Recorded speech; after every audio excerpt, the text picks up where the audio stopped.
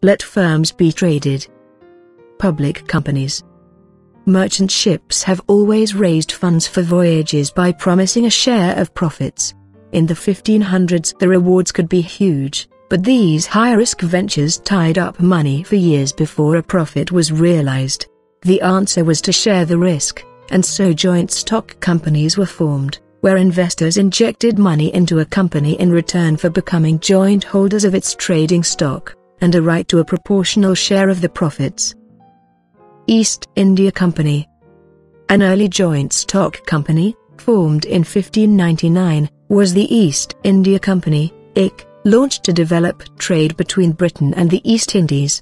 Its rights to free trade were so ably defended by the father of mercantilists, London merchant Josiah, that it became a global phenomenon.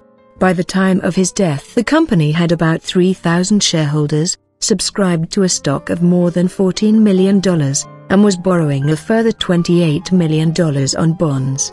Its annual sales raised up to $10 million.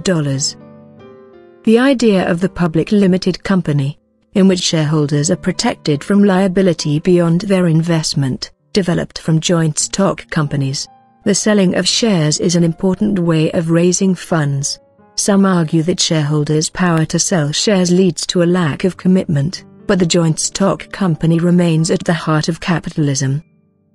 The high-risk, high-reward potential of merchant shipping was shared by joint stock companies.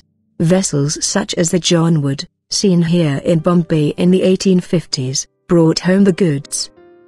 In context, focus, markets and firms. Key thinker, Josiah 1630–99. Before 1500s governments grant merchants the monopoly of trade within specific regions. 1552–71 The Bourse in Antwerp and Royal Exchange in London are set up for shareholders to buy and sell stock in joint stock companies. After 1680 London stockbrokers meet in Jonathan's Coffee House to arrange share deals.